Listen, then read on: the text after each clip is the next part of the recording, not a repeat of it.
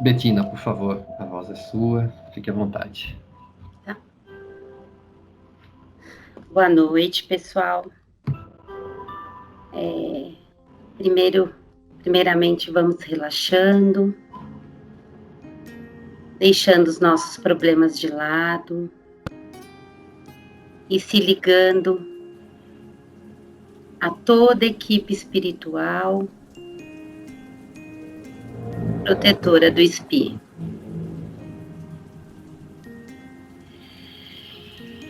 Bom, eu sou a Betina e estou grata pela oportunidade de estar aqui com vocês, poder fazer a prece de abertura.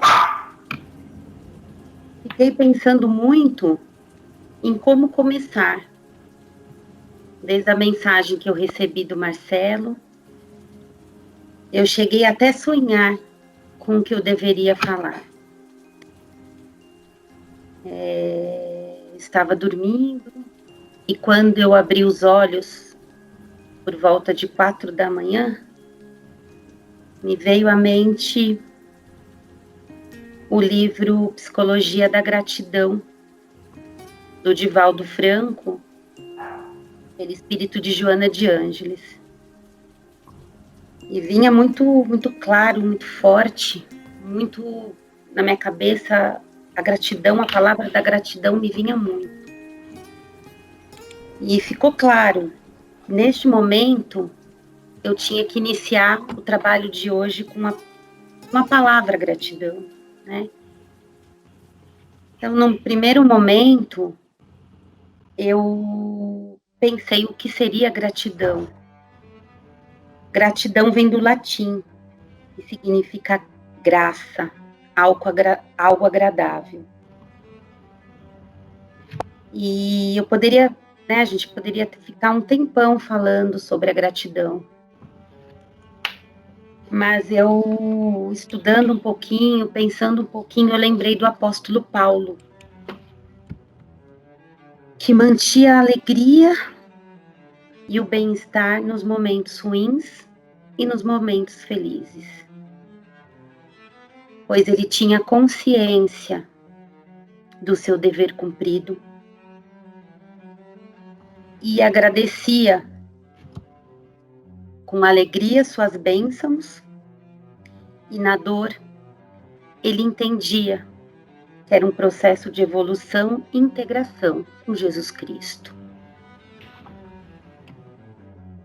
Quando temos hábito de agradecer por coisas simples, nossa vida fica mais leve e temos a oportunidade de mudar a sintonia da reclamação para o agradecimento. E a vida nos oferece muitos motivos para agradecer, desde o momento em que estamos na barriga das nossas mães. No Evangelho segundo o Espiritismo, capítulo 28, no item 28, tem uma citação muito clara do que eu estou falando hoje para vocês.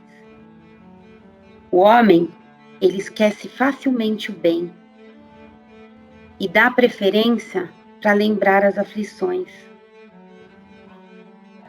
Se nós anotássemos num papel os benefícios que tivemos durante um dia, com certeza nós ficaríamos espantados com quanto recebemos.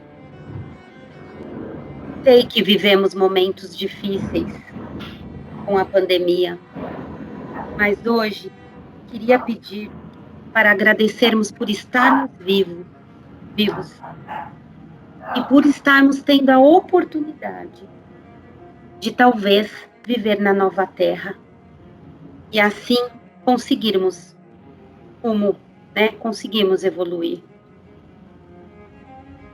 Obrigada por me ouvirem.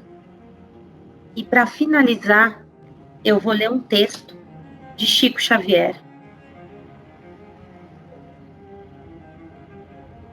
Quando você conseguir superar graves problemas de relacionamento, não se detenha na lembrança dos momentos difíceis, mas na alegria de haver atravessado mais essa prova em sua vida. Quando sair de um longo tratamento, não pense no sofrimento que foi necessário enfrentar, mas na bênção de Deus que permitiu a cura. Leve na sua memória, para o resto da vida, as coisas boas que surgiram nas dificuldades. Elas serão uma prova de sua capacidade e lhe darão confiança diante de qualquer obstáculo. Uns queriam um emprego melhor, outros somente um emprego. Uns queriam uma refeição mais farta, outros apenas uma refeição. Uns queriam uma vida mais amena, outros apenas viver. Uns queriam pais mais esclarecidos, outros só queriam ter paz. Uns queriam ter olhos claros, outros queriam enxergar.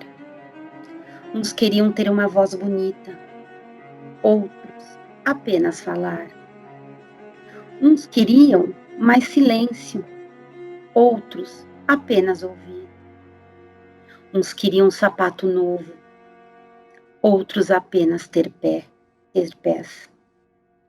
Uns queriam um carro, outros queriam poder andar.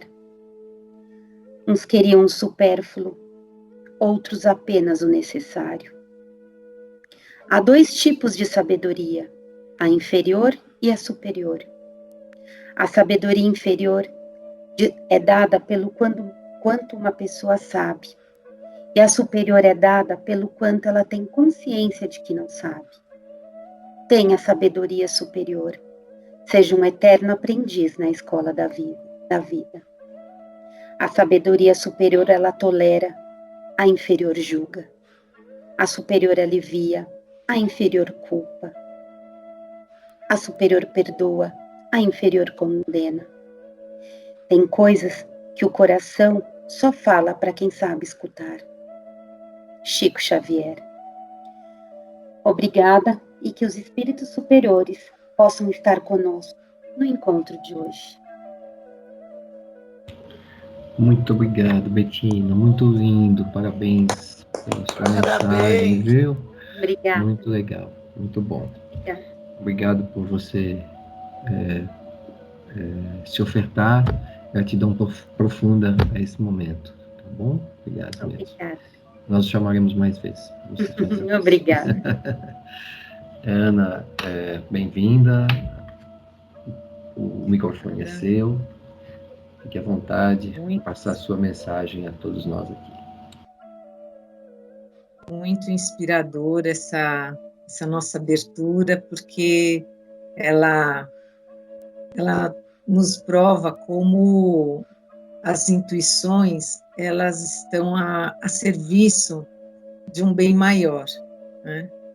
As nossas intuições positivas, no momento que nós pegamos um texto, que nós nos mentalizamos juntos, certamente faz com que as intenções do plano espiritual nos una, né? Trabalhe a nosso favor. As suas palavras, né, que estão nessas mensagens, elas refletem muito do que nós vamos falar hoje, o tema reconciliação.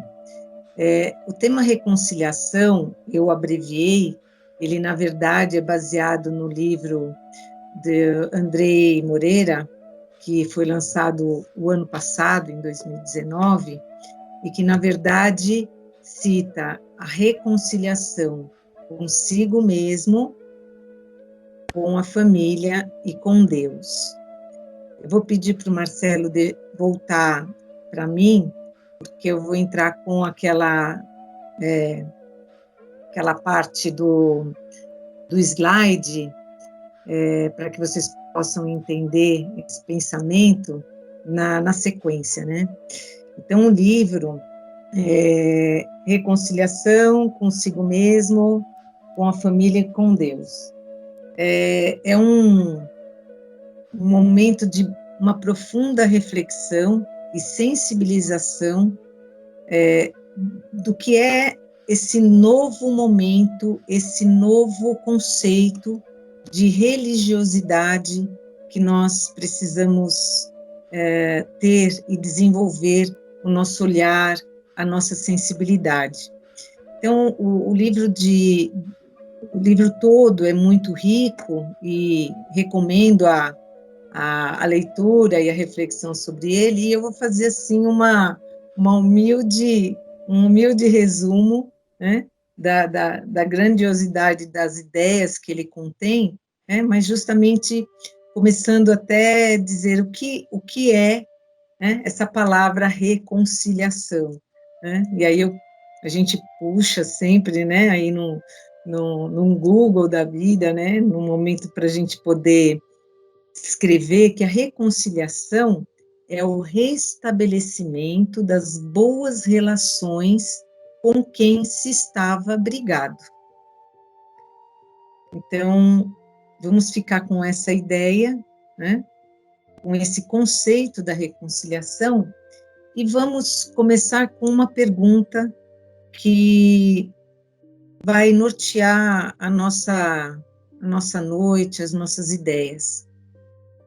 Queria que cada um pudesse pensar sobre e ter para si uma resposta. Qual a nossa doença fundamental? Podem, quem quiser responder aí no chat, né? Quiser dar a sua resposta. Qual seria a nossa doença fundamental da humanidade? Alguém tem alguma sugestão que possa passar para nós, para a gente começar esse momento? Egoísmo. Vamos um pouquinho mais na raiz. O egoísmo é uma forma de falta de amor ao próximo. Vamos mais duas sugestões aí. Abandono a si mesmo. Está quase lá, Ricardo. Falta de consciência. Como? Falta de consciência. Então, nós temos essa pergunta, e foi a primeira vez que eu, na verdade, percebi o quanto nós precisamos ir na origem de todas as nossas dificuldades. A resposta a essa pergunta, né, nesse raciocínio sobre a reconciliação, exato, Glauco acertou, é a falta de fé. Por que a falta de fé é a nossa doença fundamental? Podemos voltar para nós agora, Marcelo, para eu poder ouvir as pessoas, se possível. A falta de fé é justamente o ponto que apresenta para nós, demonstra para nós a nossa desconexão, Criador e criatura. Então, vamos falar um pouco sobre a nossa fé e a nossa forma de nos relacionarmos, né? De estarmos num relacionamento de confiança com os aspectos materiais. Se eu de manhã acordo e vou tomar o meu café, vou tomar o meu pão, comer meu pão, fazer a minha primeira refeição, eu acredito que aquilo vai me alimentar, vai alimentar meu corpo físico. Vou pegar o meu carro, porque vou até o meu trabalho, eu acredito que o carro vai me levar até onde eu preciso. eu vou até o meu trabalho e trabalho, executo a minha tarefa e tenho para mim a confiança de que aquele trabalho, aquela tarefa vai suprir para mim, vai ter uma volta para mim com relação ao que eu preciso para minha subsistência. Então, se nós olharmos, volto para minha casa, sei que dentro da minha casa eu estou protegido da chuva, do sol, das intempéries, estou em segurança. Então, eu tenho para com as coisas materiais, para aquilo com que eu me relaciono materialmente, a confiança, né, de que aquilo tudo vai corresponder às minhas expectativas. Porém, esse mesmo estabelecimento de relação não acontece conosco quando o olhar é sobre aquilo que nos provê espiritualmente, sobre aquilo que faz parte da nossa origem como espíritos que somos, seres criados por um Deus justo, infinitamente bom. E aí, então, nós exercitamos materialmente esse nosso relacionamento, mas a nossa confiança, a nossa correlação com o que é espiritual, aquilo que nos provê, aquilo que nos guia, aquilo que nos alimenta espiritualmente, essa relação nem sempre ela está acontecendo, faz sentido para nós. Então, nós, a partir daí, a partir desse ponto, né, se fé é um relacionamento de confiança, se é uma aceitação, né, e é um momento de entrega, nós podemos entender que se na nossa vida, se na nossa luta diária como seres espirituais, lidamos com as nossas deficiências e os nossos desafios, né? Nossos problemas, nossas tristezas, nossas angústias. Sem esta conexão, o que será de nós? O que é entrar num carro e falar, bom, será que esse carro vai me levar até o meu serviço, vai parar, vai me dar problema no meio do caminho? O que acontece comigo? Eu fico inseguro, eu fico apreensiva, eu fico buscando formas de evitar aquela angústia. Se eu me alimento, e aí eu não sei se aquele alimento vai me fazer bem, o que vai acontecer comigo? Será que eu vou comer? Eu vou comer e vou passar mal? Então, imagine esse mesmo sentir com relação às questões espirituais. Então, no momento em que nós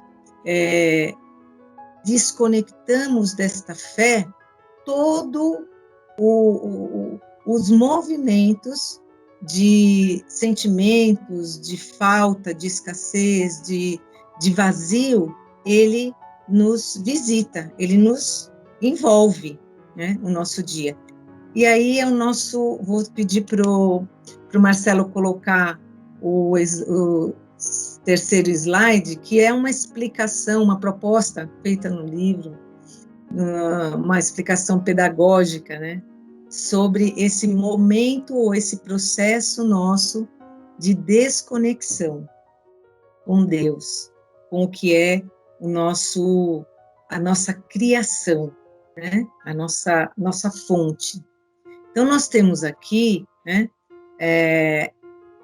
Deus, que é a nossa relação maior, é a nossa origem, é o nosso Pai, é o que nos verte em saúde, em vida, em crescimento como espíritos que somos.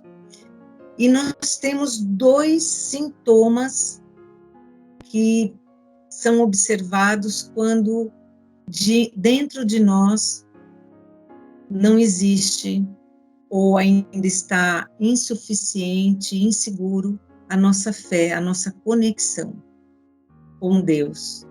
São dois efeitos, e aí as setinhas, se vocês conseguirem ver, a setinha, ela está apontando para baixo, né? São dois movimentos que fazem parte dessa nossa desconexão. É um movimento do menos e um movimento do mais. Ainda falando de desconexão. O menos nos sugere, nos provoca sentimentos e sintomas do menos. Então, é o vazio, é a nossa impotência, é o quanto nos sentimos vítimas, é o quanto nos sentimos, é o desamor, é a falta que sentimos de algo que nos preencha. Então, nos sintomas do menos, nós estamos, então, produzindo em nós um olhar extremamente vitimista, não é? E, além de vitimista, é aquele olhar da lamentação. É quando nós estamos nos punindo, quando nós estamos nos desvalorizando, porque não conseguimos aquilo que queremos, quando não conseguimos alcançar aquilo que está diante de nós e que nós desejamos. Então, nos afastamos do poder da fé, né, do poder dessa conexão, e passamos a gravitar nessa incapacidade. Um outro efeito que algumas pessoas, alguns de nós temos, é o efeito do mais. Mas o que é esse mais? É mais Deus dentro de nós? Não. Esse mais é uma defesa que nós desenvolvemos e que provocam sintomas de hipertrofia do eu. É aquele momento em que eu desconheço a figura de Deus como ser maior que provê e passo, então, a responder por mim mesma através do orgulho, através do egoísmo, através da vaidade. Todo o meu todo é mais importante do que o outro, eu sou melhor que o outro.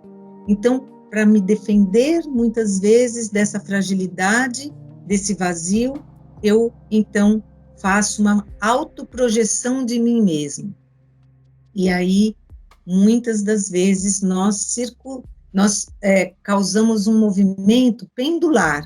Algumas vezes sentimos o vazio, a incapacidade, o menos, a sensação de vítimas, e outras vezes nós nos colocamos de forma a nos supervalorizar no que somos, no que temos, desconsiderando a figura maior que realmente nos preenche.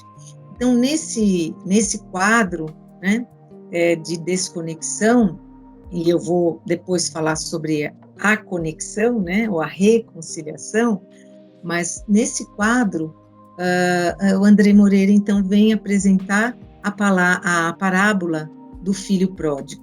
Né? Para quem não conhece a parábola do filho pródigo, nós vamos ter, então, aí um pai, né, que tinha 2 filhos. Um dos filhos, o chamado pródigo, na parábola, ele exige, então, a sua herança. Ele faz com que a sua herança possa ser dada a ele, porque ele está num momento em que ele não enxerga na relação com o pai, na convivência com o pai, nada que o estimule. Então, ele recebe a sua herança, o pai lhe dá a herança, e ele, então, passa por um processo de desconexão, onde ele sai da casa e vai viver a vida dele, usufruir de uma herança, né?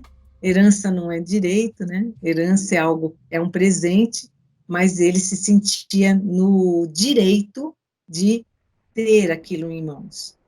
E todo o seu caminhar é de muito desengano, por quê? Porque o vazio no qual ele se encontrava o que era material não surtia para ele todo o efeito de completude. E ele vai cada vez mais buscando essa completude de uma forma equivocada, até que ele perde toda as suas posses, aqueles que o acompanhavam também desiludidos em usufruir apenas o que a vida naquele momento materialmente pudesse suprir, ele se vê sozinho. Então, nesse instante, né, que nós sentimos, e é chamado para nós, como nesse momento em que ele se vê sozinho, se vê comendo junto com os porcos, que ele experimenta a profunda escassez. Ele chega no fundo do poço. E ao chegar nesse ponto, onde todas as suas forças e todas as suas expectativas estavam frustradas, terminadas, ele tem duas opções. Ele tinha dois caminhos naquele instante em que chegou no limite, é quando a gente fala assim, cheguei no fundo do poço, estou experimentando a profunda escassez de sentimentos, de objetivos, de prazer da vida, né? Um primeiro caminho agrava ainda mais a sua falta, a sua escassez. Seria um caminho que, se ele tomasse, ele estaria optando por se afastar ainda mais, ainda vinculado ao orgulho, ainda vinculado à sua onipotência, à hipertrofia do eu.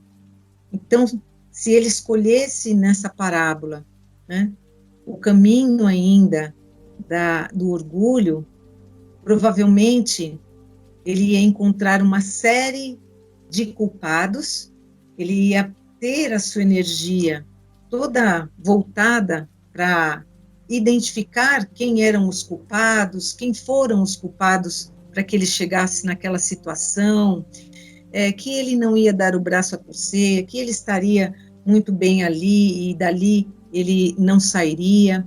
Então, esse seria um caminho, uma escolha. Porém, a parábola do Cristo, ela vem para nos ensinar, ela vem para nos sensibilizar. E ele, então, após todo esse período de sofrimento, ele escolhe o segundo caminho, né? Alguém pode dar uma ideia do que o fez despertar para retornar à casa do Pai?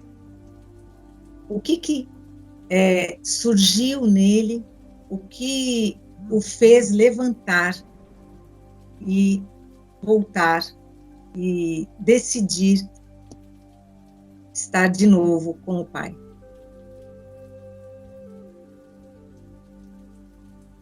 Hoje só vai ter pergunta muito difícil. Naquele momento em que ele está ali, comendo com os porcos, ele lembra da casa do pai dele e ele lembra dos trabalhadores da casa do pai dele. O mais simples dos servos dele tinha um salário, tinha o que comer e tinha um espaço para se proteger. E ele, então, lembrando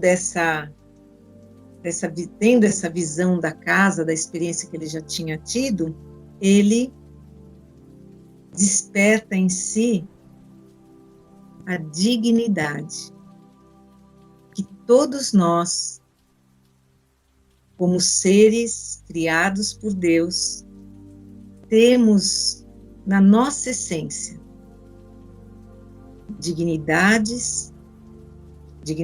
de filhos de um Pai amoroso, infinitamente justo e bom.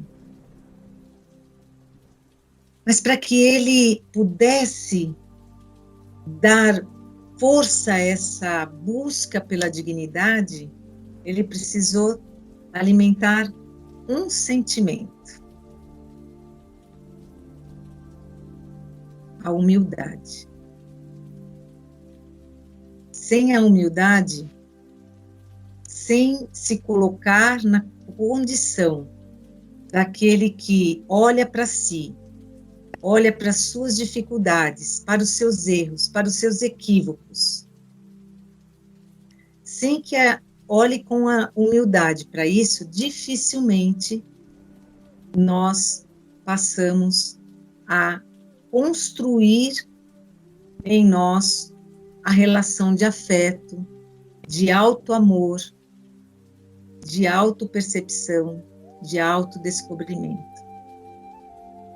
Então, se nós voltarmos naquele nosso, tá mentalizado, né, no nosso slide, nós temos essa oscilação entre o vazio do lamento, aquele momento reativo diante das nossas dificuldades, mas existe um movimento que nós precisamos estabelecer para diminuir esta oscilação, né, entre lamentar e agredir, entre nos sentirmos vítimas e também de nos tornarmos acusadores e defensivos, né?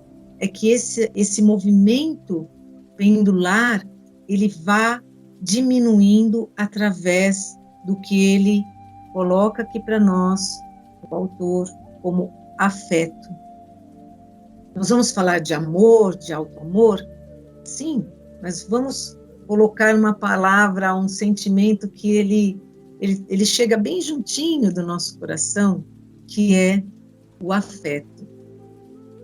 O afeto que precisa começar com a nossa atitude, ainda que ainda bastante inicial, nós estamos nos percebendo, nós estamos nos exercitando de exercer a humildade em reconhecermos a nossa humanidade, né? As nossas falhas, os nossos equívocos, para que essa força das boas conclusões fortaleça a nossa busca por esta dignidade, né? Por essa amorosidade, Ricardo, exatamente, né?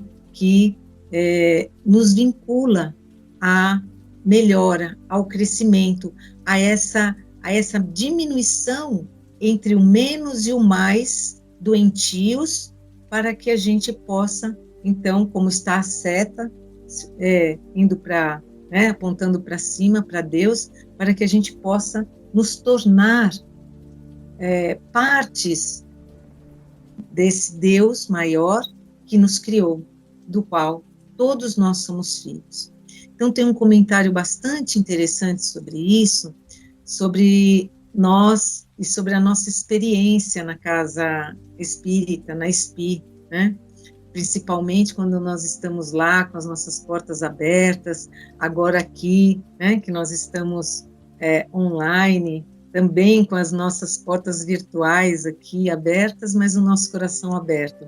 Quando a gente chega lá na casa, muito sofrido, muito magoado, muito perdido, muito ainda vinculado a esses sintomas, né, do menos, da desvalia, né, da desilusão. O que é que a nossa casa faz? O que que nós promovemos dentro da casa?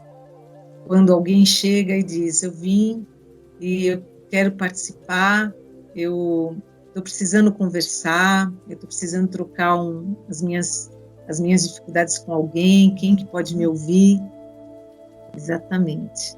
Nós, através do acolhimento, nós despertamos no outro a dignidade. De uma forma simples, de uma forma espontânea. Não tem uma fórmula certa, mas é a forma, é o como, né? Nós damos um espaço, nos damos esse espaço. Então veja que quando nós estamos nos reconciliando, quando nós partimos do ponto inicial de trabalharmos essa reconciliação, né? De cuidarmos das nossas escassezes, dos nossos sintomas, de forma responsável, essa autorresponsabilidade, nós estamos também nos preparando para nos reconciliarmos com os outros, para promovermos essa reconciliação com os outros.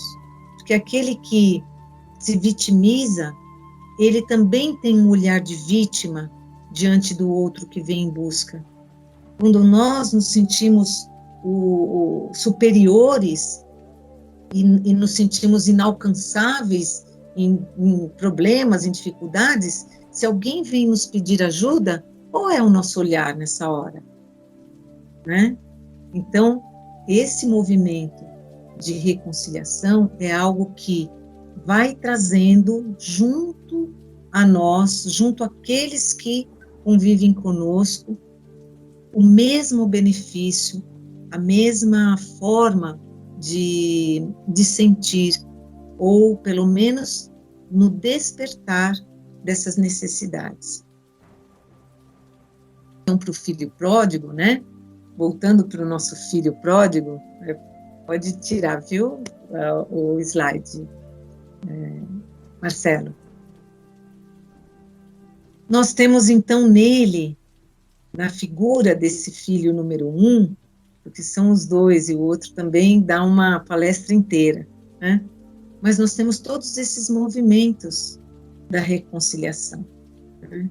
Nós temos aquele momento em que ele busca retomar, né, o caminho para a casa do pai, né, após sentir a vontade de recuperar a sua dignidade, né? Ele usa com ele mesmo o auto-perdão. Olha como isso é importante para um recomeço. É fundamental para um recomeço. Que nós, ao invés de gastarmos a nossa energia encontrando responsáveis por aquela questão que estamos vivendo, que nós possamos olhar para as nossas dificuldades e nos auto-perdoarmos. Isso não quer dizer que vamos ser o quê? Coniventes com o nosso erro. O auto-perdão não é um ato de conivência. Quem quer, quer, quem não quer, não quer. Quem quer gostar de mim assim, quem não quer, não queira. Né? É um olhar muito mais responsável para com a gente mesmo. Ele faz movimentos de retorno.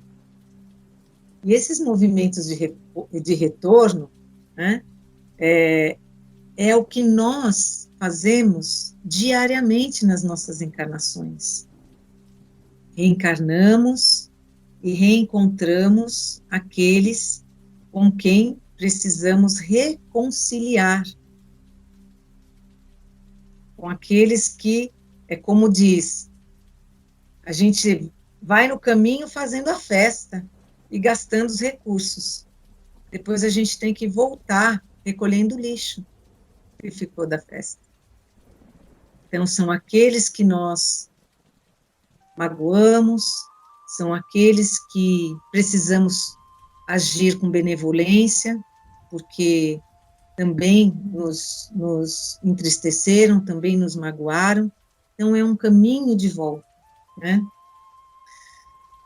E aí sente esse arrependimento, que é o ponto onde nós podemos dizer que o arrependimento, achei tão bonito, porque tem um momento em que ele fala que o arrependimento é o filho da humildade, é um reconhecimento das nossas imperfeições, né? E tem um ponto importante nisso. Quando a gente ouve a palestra aí fala sobre, ou lê o livro, ou tenta buscar a parábola, nós podemos nos perguntar, né? Por que esse pai, se ele é amoroso, por que ele é tão onipotente, por que ele, vendo o filho lá no fundo do poço, ele não foi lá e não tirou ele lá do fundo do poço?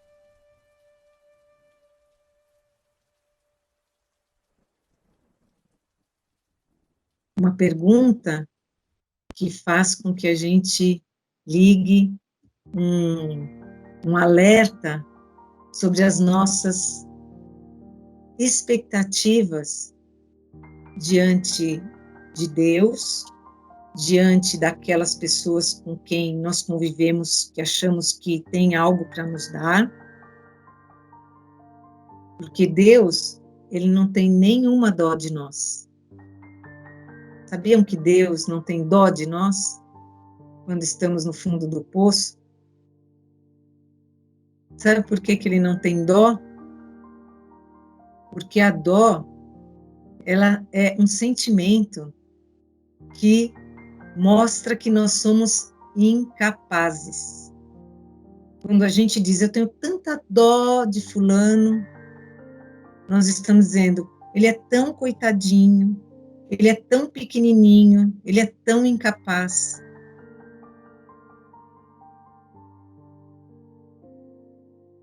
A criação, ela não sintoniza conosco na escassez, naquilo que é menos. Deus sabe que existe em nós, a criação projeta em nós toda a força que é dela.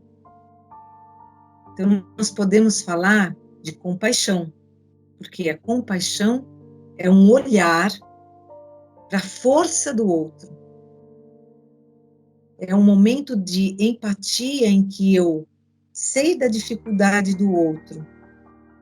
Posso até sentir, porque já é parecido, mas eu sei que existe ali forças e capacidades suficientes para que ele possa dar o primeiro passo para sair da sua dificuldade. É preciso que haja esse primeiro momento. Por isso, a parábola, Jesus não conta dizendo, aí o pai amoroso foi até lá onde os porcos, ele comia com os porcos e retirou o filho amado do meio daquela humilhação, daquele processo de sofrimento.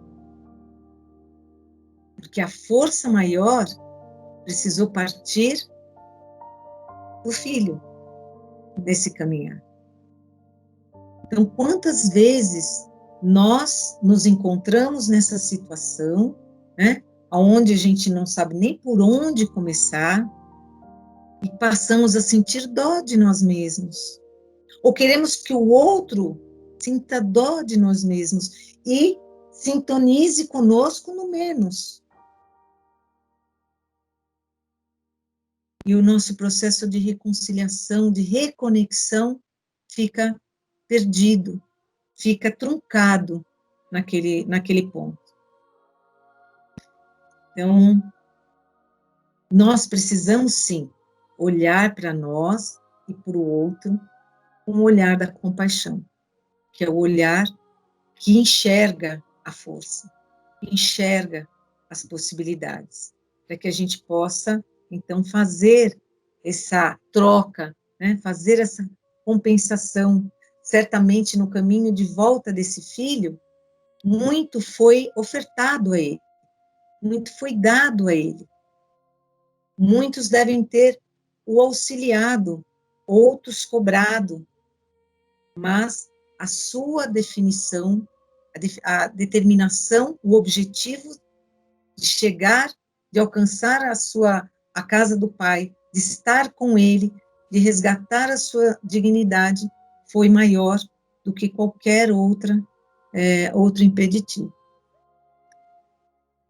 Então, esse momento eu estou olhando aqui porque eu fiz umas reflexões sobre o como, né? Porque a gente pode falar o que a gente tem que fazer, por que é que a gente tem que fazer e como, né, nós buscamos essa reconciliação, né?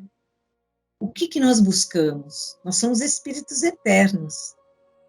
Como espíritos eternos, eu posso, nessa encarnação, dizer, olha, eu quero uma casa, eu preciso disso, preciso de um trabalho, preciso da família, preciso dos amigos, da religião, mas assim, o que é que intimamente, o que é que está na minha essência, o que minha essência busca? Senão o aperfeiçoamento, a melhora espiritual, a paz interior, a reconciliação comigo, com aqueles que estão ao meu lado, né? Com Deus. Isso é o que eu busco como espírito. O que nós buscamos? Porque isso faz parte da nossa essência. Buscamos a evolução, exato. Então, assim, as pessoas dizem, mas por que você lê tanto? Por que você estuda tanto? Né? Isso é inerente a nós, como uma movimento de melhora íntima. Por que eu estendo aquilo que eu já conquistei de conhecimento com os outros? Por que cada um tem? Porque nós somos espíritos em busca dessa evolução. Para isso fomos criados. Né? E como? Qual é a forma em que nós estamos agindo e aprimorando e colocando em prática essa nossa busca nesse processo de reconciliação? Lembra que a resposta era, né? É o restabelecimento das boas relações com quem se estava apartado, aqui está falando brigado, né? Mas ou distante. Como buscarmos?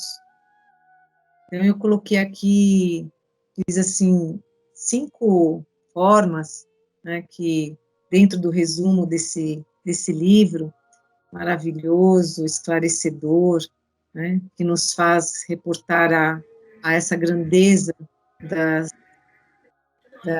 parábolas do Cristo, principalmente porque somos todos esse filho pródigo, né, ainda tentando voltar para a casa do Pai.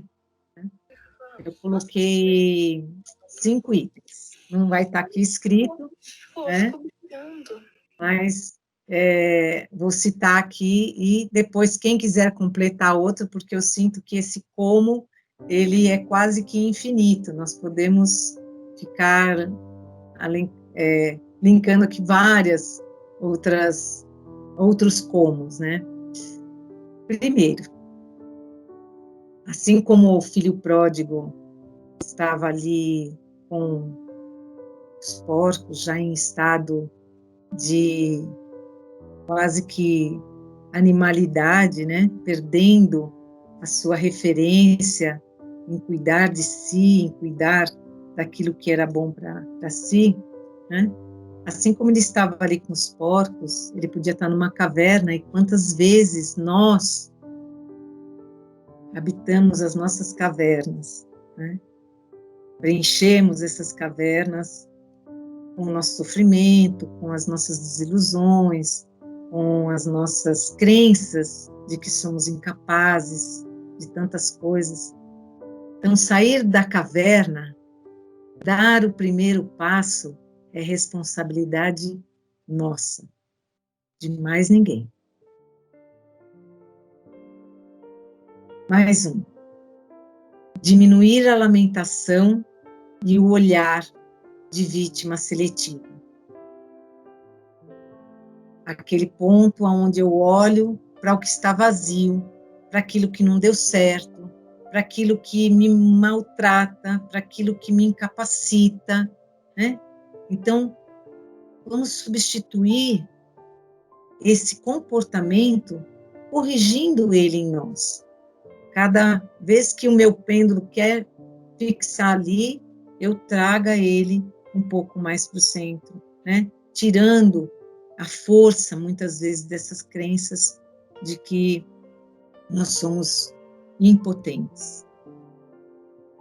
Terceiro, diminuir a mágoa, entendendo que o perdão é uma decisão pela paz de nós mesmos. Esse é um ponto que todos nós temos que trabalhar em nós, porque esta mágoa, ela nos prende, sim, a esse movimento do menos, né? No movimento de nos sentirmos vítimas, de nos sentirmos afrontados em nossas dificuldades.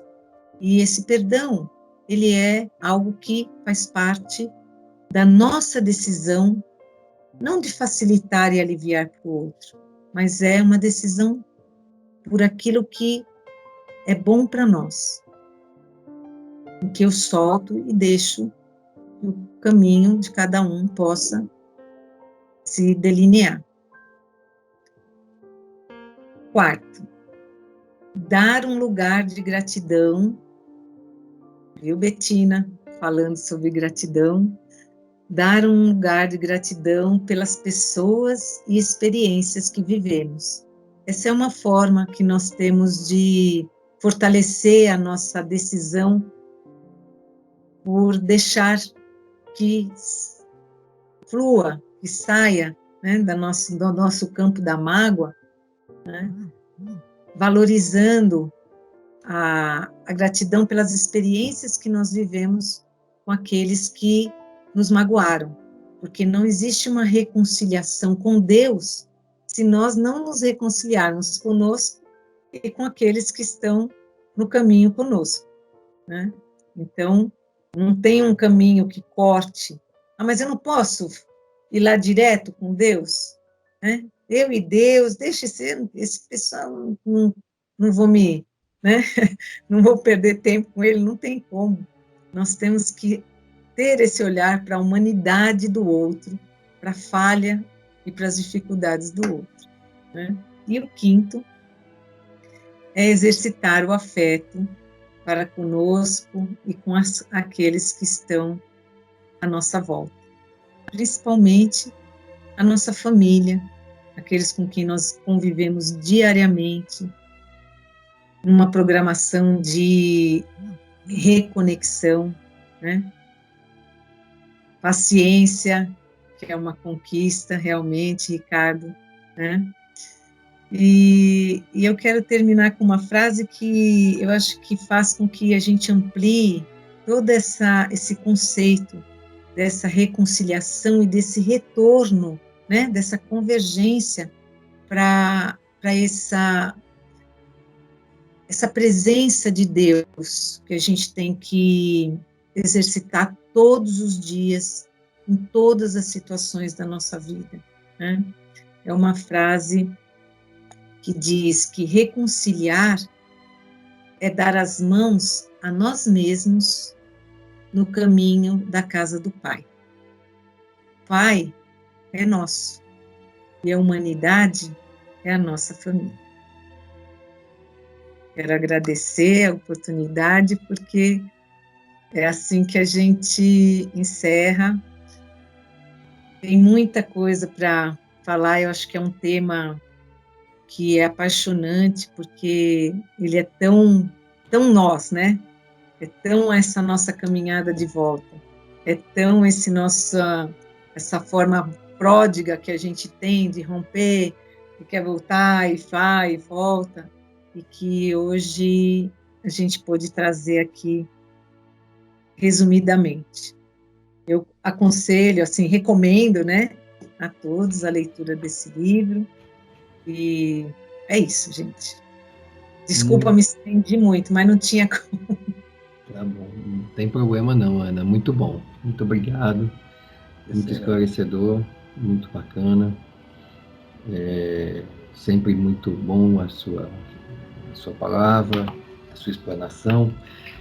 E agora, né, dirigindo a minha palavra aos que são novos na casa, que estão entrando agora, é um momento de fluidoterapia. Nós temos aí uma equipe que vai ser conduzida pela Adriana. Então eu peço que vocês se concentrem, que vocês entendam que estarão recebendo. E se puder colocar um copo d'água, ela vai explicar, para que você também receba essa fluidoterapia ao seu lado. E é só sentir que você está recebendo o que precisa. E eu peço para a Adriana, então, por favor, que conduza a equipe que está aí a postos para trabalhar essa fluidoterapia. Por favor, Adriana. Bom, boa noite a todos. Então, como o Marcelo falou, agora é o momento da fluidoterapia, esse momento especial, onde a gente vai receber todos esses fluidos. A nossa água vai ser fluidificada também, então quem quiser pode colocar um copo de água aí ao seu lado. E para a gente se conectar a esse momento tão especial, para a gente estar aberto a tudo isso que a gente vai receber, vamos procurar relaxar, sentar agora na cadeira o mais confortavelmente possível, soltar o nosso corpo, deixar nossos ombros relaxados, nosso pescoço, todo o nosso rosto. Fazer aquela inspiração e expiração profunda para que a gente se conecte com esse momento presente. Então eu peço a vocês que procurem inspirar e expirar profundamente. Vamos tentar fazer isso 3 vezes. Então inspira, sente o ar enchendo o seu pulmão. E expira. Mais uma vez, inspira profundamente e expira, solta todo o ar. Mais uma vez, inspirando e expirando. E com isso a gente vai serenando nossa mente, nos tranquilizando, deixando todas as preocupações de lado, abrindo o nosso coração, estando realmente dispostos a receber tudo que o plano espiritual tem a nos oferecer. Vamos mentalizar Jesus aqui entre nós. Os nossos mentores estão aos nossos lados. E os amigos espirituais desse trabalho, a equipe de fluidoterapia também dos passistas encarnados, vão nos envolvendo com esses fluidos benéficos, esses fluidos que percorrem todo o nosso corpo, da nossa cabeça até os nossos pés, iluminando, clareando toda essa luz projetada sobre nós, que alinha os nossos centros de força. Isso nos traz equilíbrio, paz, saúde. As nossas dores vão sendo suavizadas. A gente fica mais aberto às boas intuições dos nossos amigos. E esses amigos também estão nos nossos lares. Eles vão caminhando por todos os ambientes, vão iluminando, clareando todos os espaços e fazendo uma limpeza geral, uma grande higienização, retirando tudo que não pertence e harmonizando, nos harmonizando, nosso lar, nossos familiares, para que possamos ter uma semana de muito amor, de muita fé em Deus e de muita gratidão. Graças a Deus.